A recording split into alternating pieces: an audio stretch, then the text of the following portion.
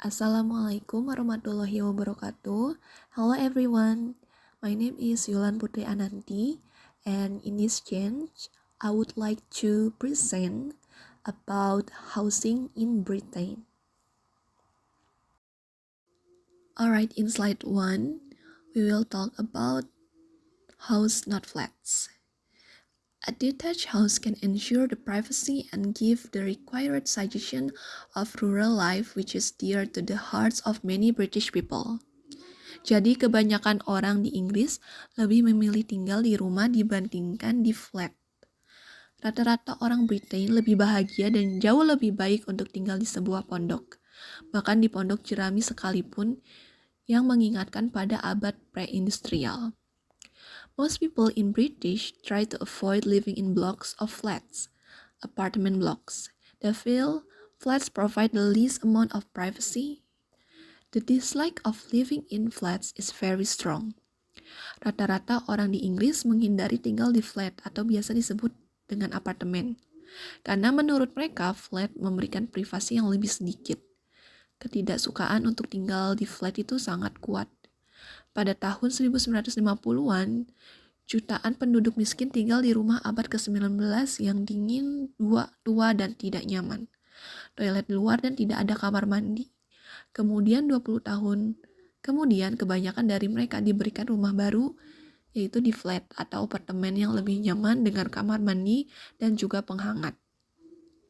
Namun mereka tidak suka dengan rumah baru mereka karena mereka merasa seperti terpisah dengan dunia luar, kurang bersosialisasi dengan tetangga, dan tidak bisa mengawasi anak mereka bermain di tempat terbuka hijau.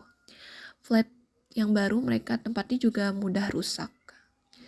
In theory, high-rise blocks flats couldn't have been a success because they do not suit with British attitudes. Di negara lain, jutaan orang menyukai dan hidup bahagia di flats. Namun di Britain, flats menjadi sebuah kegagalan karena tidak sesuai dengan gaya hidup atau prinsip tempat tinggal bagi orang Britain. Saat ini hanya 20% rumah tangga di Britain yang tinggal di flats. Alright, so let's moving forward to next slide. Type of house in Britain. First picture is a perfect detached house. This kind of house is the most desirable by British. The traditional building material, the irregular non-classical shape with all those little corners making the house feel cozy. Large front garden with tree and bushes, evoking not only countryside but also giving privacy. Next, second picture is second best house that's called semi-detached. Since detached houses are too expensive, especially for people who live in big city, so this is what very large proportion of people live in. One building with two separate households. Each house is the mirror of other. The typical of semi-detached has 2 floors and 3 bedrooms. The third one is the terrace house. This house is less desirable. This kind of house usually has no way through to the back except through the house itself. This house usually have 2 floors with 2 bedrooms upstairs. Some have gardens back and front, other only at the back and other no garden at all. Before 1960s, Britain had million terrace houses. Many of these were then knocked down, but in some areas those that have survived have become quiet, desirable after repairs and building work have been carried out. Next is flats, the least desirable. As I mentioned before, British don't like flat because it lacks privacy and not having a separate entrance to the outside world. It does not suit with British tastes. Britain has the second lowest proportion of flat dwellings in the EU. The last is the townhouse. This house can be found in the inner areas of most cities. They often have 3 or more floors, perhaps including a basement or semi-basement. Next slide is private property and public property. Law and custom seem to support clear separation between what is public and what is private. For example, people have no general right to reserve the road directly outside their house for their own cars. It is comparatively rare for people to attempt to keep the bit of pavement outside their house clean and tidy. That is not their job. It's outside their domain. Ya, jadi hukum dan adat atau kebiasaan mendukung pemisahan yang jelas antara yang mana wilayah publik dan juga private. Seperti contoh, orang tidak memiliki hak untuk menggunakan jalan di luar atau depan rumah untuk mobilnya sendiri, untuk digunakan mobilnya sendiri. Jadi, jalan tetaplah area publik walaupun berada di depan rumah atau termasuk ke lingkungan rumah kita. Contoh sebaliknya yang lain, dan jarang terjadi seseorang yang menjaga kebersihan trotoar di depan rumahnya. Trotoar adalah wilayah publik. Kebersihan trotoar bukanlah tanggung jawab pemilik rumah, walaupun trotoar tersebut ada di depan rumahnya. To emphasize this clear division, people prefer to live in houses in a little bit setback from the road. Untuk menekankan pembagian yang jelas ini, biasanya orang lebih suka tinggal di rumah yang agak jauh dari jalan raya. Dengan cara ini, mereka dapat memiliki taman atau pekarangan depan sebagai zona penyangga antara mereka dan juga dunia luar. The importance of home. Despite the reference they tend to feel for home, British people have little deep-rooted attachment to their house as an object or to the land which it stands. The house is just an investment for them. This will be sold when the time and price is right and its occupiers will move into some other house. Another is the fact that it's extremely rare for people to commission the building of their own house. Bagi kebanyakan masyarakat Inggris, rumah hanyalah sebagai investasi. Mereka memiliki sedikit keterikatan pada rumah yang meskipun rumah tersebut mereka tempati dari kecil. Gagasan bahwa fungsi dari rumah yang penting bukanlah bangunannya. Rumah akan dijual jika waktu dan harganya tepat dan mereka pindah ke rumah yang lain.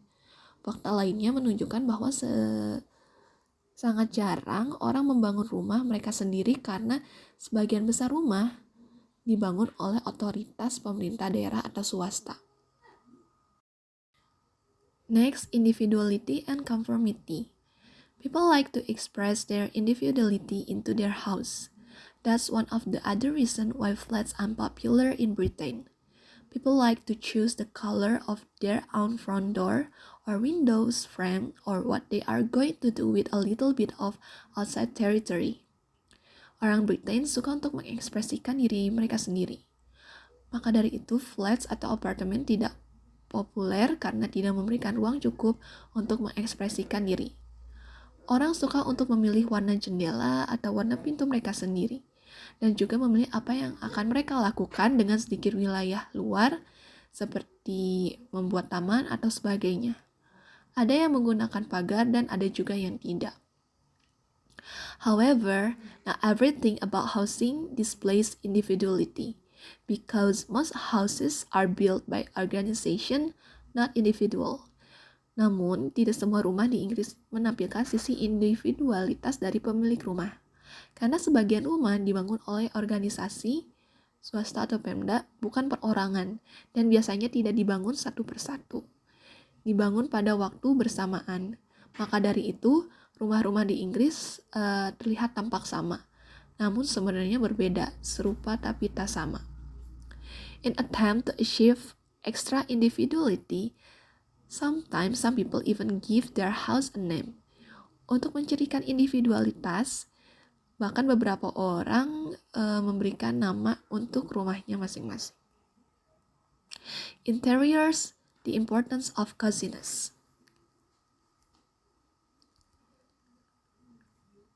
British houses have reputation for being the coldest in Europe. It is partly the result of the fact that the houses in Britain are, on average, older than they are in other countries. Rumah-rumah di Inggris memiliki reputasi sebagai yang terdingin di Inggris. Hal ini disebabkan oleh fakta bahwa rumah di Inggris rata-rata lebih tua daripada negara lain. Namun faktanya, sekitar 3/4 rumah sudah memiliki pemanas sentral. Namun di sisi lain, jendela rumah dirancang sedemikian rupa sehingga dapat dibuka dengan mudah ke berbagai derajat. Berbeda dengan jendela di negara lain yang jika tertutup atau terbuka sepenuhnya. The important thing is to feel cozy, that is, to create an atmosphere which seems warm even if it isn't really warm. This desire usually has priority over aesthetic concerns, which is why British also have reputation for bad taste. Orang Inggris memiliki pemikiran yang penting merasa nyaman, yaitu menciptakan suasana yang tampak hangat meskipun sebenarnya tidak hangat. Keinginan ini biasanya diprioritaskan di atas masalah estetika. Itu juga salah satu sebab orang Inggris memiliki reputasi selera yang buruk. Kebanyakan orang lebih suka membeli furniture murah dan banyak diproduksi dibanding satu item yang cantik dan nyaman secara fisik. Most older houses, even very small ones, have not one but two general living rooms. Biasanya rumah-rumah di Inggris, rumah tua meskipun kecil, pasti memiliki 2 ruang tamu. Ini berfungsi untuk menjaga privasi pemilik rumah. Biasanya rumah depan digunakan untuk kunjungan tamu yang relatif formal, dan sementara keluarga dan teman dekat dapat menempati ruangan belakang tersembunyi dari pandangan orang. Next slide is owning and rent. The desire to own the place where you can live is almost universal in Britain, but house prices are high. This dilemma is overcome by mortgage system, which is probably a more established aspect of everyday life than it is anywhere else in the world. Keinginan untuk membangun tempat tinggal hampir bersifat universal di Inggris. Namun rumah-rumah di Inggris memiliki harga yang sangat tinggi. Namun, masalah ini dapat diatasi dengan sistem kredit. Hampir 70% rumah di Inggris yang ditempati pemiliknya dibeli dengan sistem kredit. Jika dilihat, sistem kredit rumah tidak jauh berbeda atau hampir sama seperti di Indonesia. Peminjam atau pengambil kredit akan membayar setiap bulannya selama jangka waktu 20 atau 25 tahun. Terdapat lembaga keuangan yang dikenal sebagai building societies atau lembaga yang didirikan untuk sistem kredit tersebut di Inggris. People are happy to take out mortgage because house price normally increase a bit faster than the general cost living. Kebanyakan orang senang mengambil kredit karena harga rumah dapat naik sedikit lebih cepat. Oleh karena itu, orang biasanya mendapat keuntungan ketika menjual rumahnya. Although nearly everybody wants to own their house, it was only at the end of 20th century that a majority people began to do so. Before that time, most working class people lived in rent accommodation. Baru pada akhir abad ke-20, mayoritas orang memiliki rumah meskipun sebelumnya banyak orang yang sudah ingin memiliki rumah sendiri. Sebelumnya, sebagian besar kelas pekerja tinggal di rumah yang mereka sewa. Kebanyakan dari mereka menyewa dari swasta. Jadi pada tahun 1950 dan 1960-an, jutaan rumah dibangun oleh otoritas pemerintah setempat. Lalu pada tahun 1977, 2/3 penyewa tinggal di council house, atau bisa disebut flat. Sewa council house disubsidi, memiliki harga yang rendah. Tahun 1950 sampai 1980, kepemilikan rumah berangsur meningkat. Ambisi memiliki rumah didukung dengan kebijakan keringanan pajak. Pada tahun 1980-an, jumlah yang memiliki rumah meningkat tajam. Pada tahun 1990-an, lebih sedikit penyewa council house yang membeli rumah dan kebijakan keringanan pajak dihapuskan. Pada awal 90-an, menjadi jelas bahwa beberapa dewan lokal mengosongkan properti mereka alih-alih menyewakan pada keluarga yang membutuhkan. Homelessness. In 1993, it was estimated that there were 500,000 homeless people in Britain. That's one of the highest proportion of the population in all countries in Europe. Pada tahun 1993, diperkirakan ada 500,000 orang tunawisma di Inggris. Pasokan council house terbatas dan telah menurun sejak 1980 karena penjualan council house dan kurangnya uang untuk membuat rumah. Selain itu, banyak rumah dewan atau council house dan flat dibangun dengan buruk dan tidak dapat dihuni. Ada sejumlah besar orang tidak mampu menyewa tempat tinggal pribadi. In the early 1990s, many people who previously thought that they were secure in their own home suddenly faced the prospect of homelessness. Jadi pada tahun 90-an, banyak orang yang awalnya merasa aman di rumah mereka masing-masing. Namun tiba-tiba mereka dihadapkan pada prospek tunawisma atau tidak memiliki rumah. Mereka telah mengambil kredit besar untuk membeli rumah mereka sendiri pada saat negara sedang mengalami krisis, ledakan ekonomi, dan banyak harga yang naik. Banyak yang kehilangan pekerjaan karena resesi dan tidak mampu membayar kredit. Terlebih lagi, harga rumah sangat turun tajam dan mereka terpaksa harus menjual dengan harga yang murah. Untuk sementara, keluarga tunawisma pada saat itu ditampung oleh dewan lokal dan disediakan akomodasi. Solving the problem of homelessness is not political priority for the British government, partly because the level of public awareness of the situation is low. Mengurangi atau mencari solusi untuk tunawisma bukanlah prioritas politik bagi pemerintah Inggris pada saat itu, karena tingkat kesadaran publik terhadap situasi ini rendah. Dan banyak kasus juga, tunawisma adalah mereka yang memiliki masalah pribadi yang membuat mereka hidup sulit menetap. Alright, it's done. That's all about my presentation and my explanation about housing in Britain. So for you guys that maybe have a question about my presentation before, you can write your question in LMS. Thank you so much for your attention and for watching. And wassalamualaikum warahmatullahi wabarakatuh.